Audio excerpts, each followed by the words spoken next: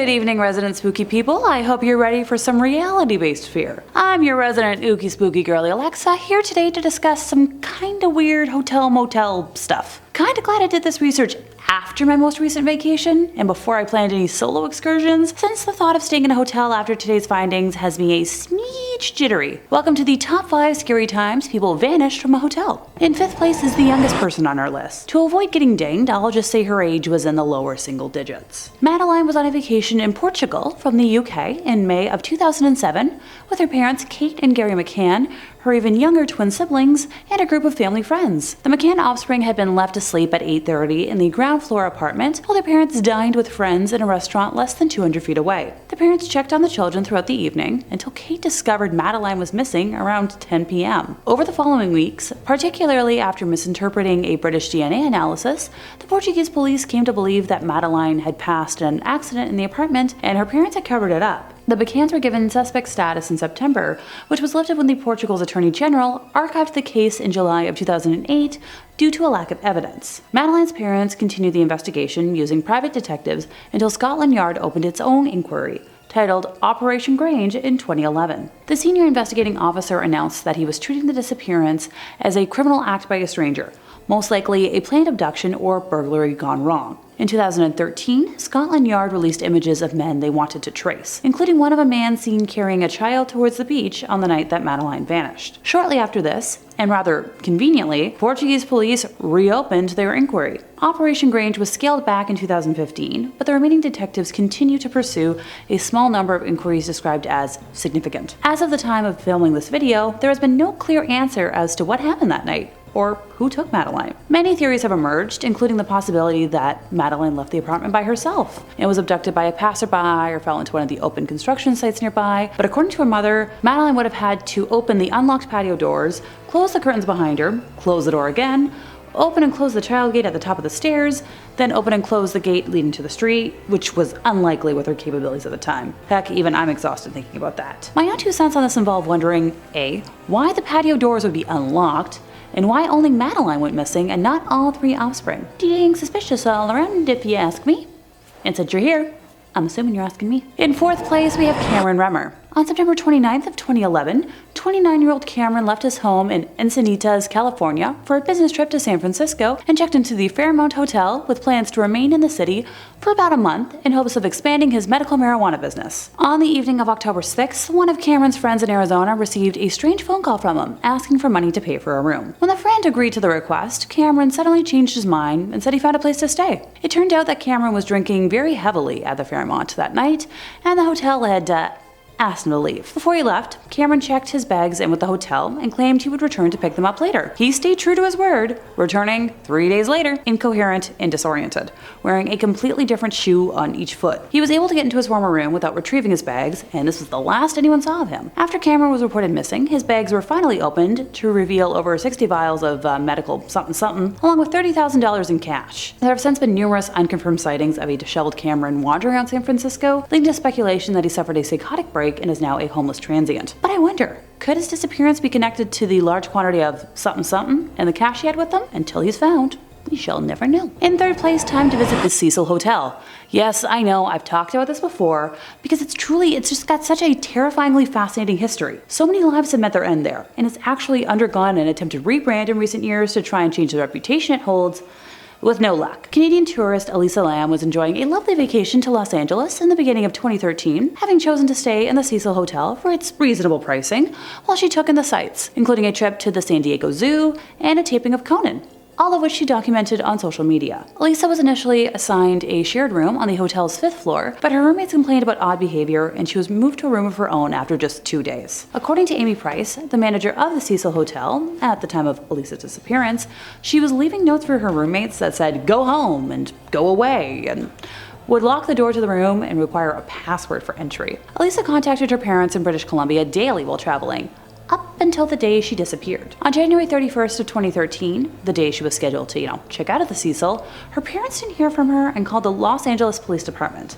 and made the decision to fly to LA themselves. Katie Orphan, manager of the last bookstore, was the only person who recalled seeing her that day, describing her as outgoing, lively, and very friendly while purchasing gifts to bring home to her family. Katie recalled a conversation they had shared about how heavy certain books would be to carry around for a day. Police searched the hotel to the extent that they legally could. They searched Elisa's room and had dogs go through the building, including the rooftop, but the dogs were unsuccessful in detecting her scent. Since the police didn't have probable cause, that any sort of crime had been committed, they didn't search every room. On February 6th, a week after Elisa had last been seen, the LAPD finally decided more help was needed.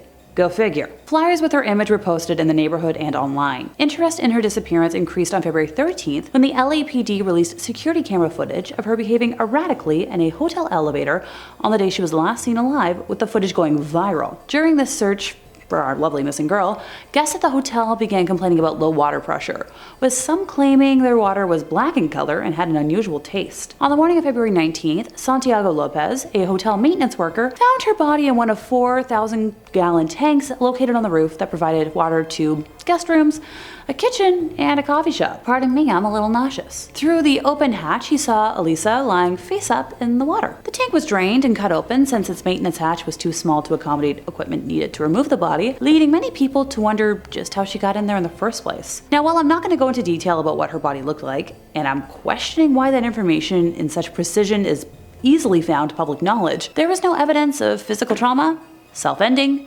intercourse, or force. Toxicology tests showed traces consistent with prescription medication found amongst her belongings, plus non-prescription drugs, like ibuprofen. So normal stuff in her system.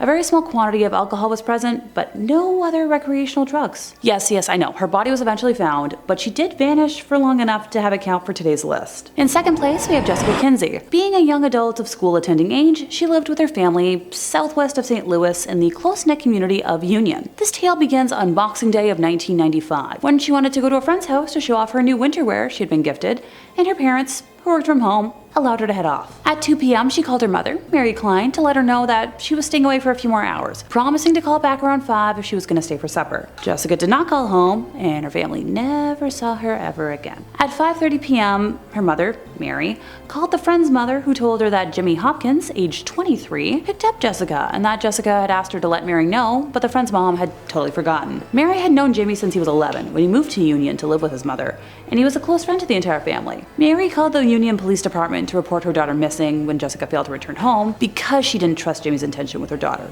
So he might have been a close family friend, but it's the kind of close family friend that you just sort of keep at a distance. Mark Henderson told the police that Jimmy paid him to drive himself and Jessica to Cloverdale, Indiana, stating that Jessica was quiet in the car's back seat and kept her head down the entire trip. Jimmy had told Mark that the end goal for the trip was to go to Niagara Falls to get married, having shown Mark his grandmother's engagement ring as proof, saying they had to meet with a friend in Cloverdale who would help them the rest of the way. Once in Cloverdale, the trio checked into the Dollar Inn Motel with Jessica and Jimmy in room 222, while Mark stayed next door in room 224. Mark first said he heard a lot of banging noises coming from the room in the middle of the night that kind of sounded like a body hitting the wall. Out of concern, he went and knocked on the door and received no response for about 5 minutes. And then Jimmy hollered out that everything was fine, simply that he and Jessica were having rough intercourse. Mark later changed his story, saying that Jimmy came to the door fully dressed, but blocked his view of the room and would not let him inside. Which version do you believe? The most important thing, though, is that he never saw Jessica. When he went to retrieve the duo the following morning, they had disappeared, along with his car. Mark reported the vehicle stolen to the Cloverdale police,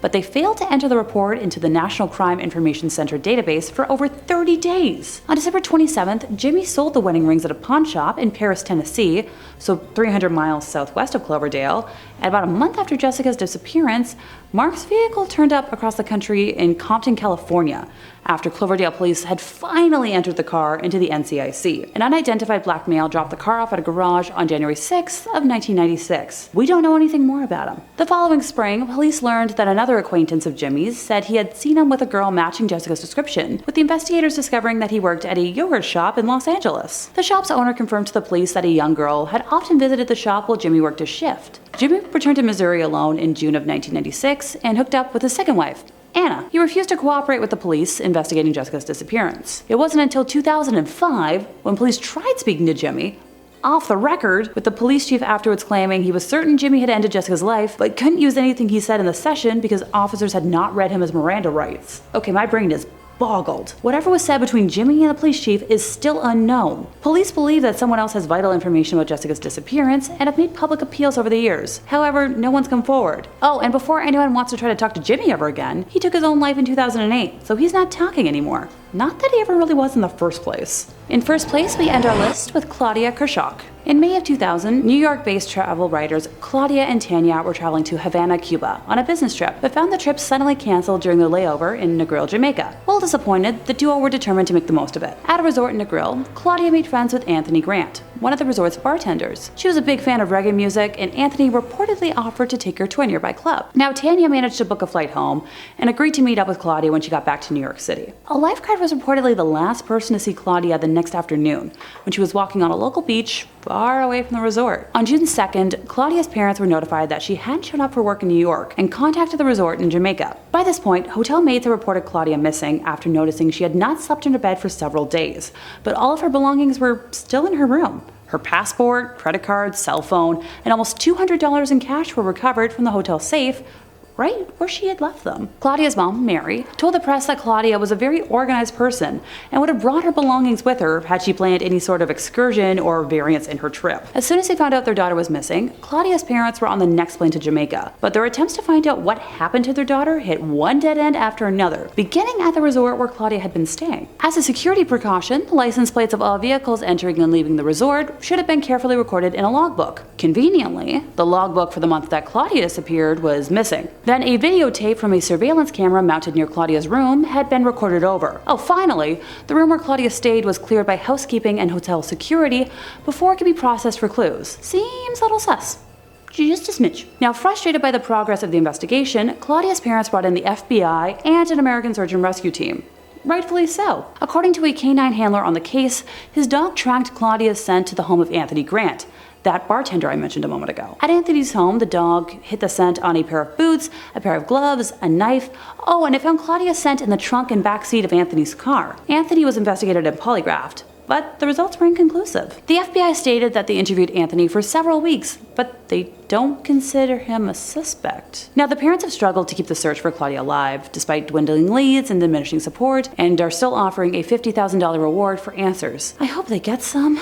And now that I don't want to ever take any kind of solo vacation, that's the end of today's list. I already have enough fears in my brain as a gal who navigates a big city on her own, and this was brutal for encouraging them. Let me know if you know of any other mysterious disappearances from hotels in the comments, and make sure to like, subscribe, and hit the bell for more from us here at Top 5 Scary Videos.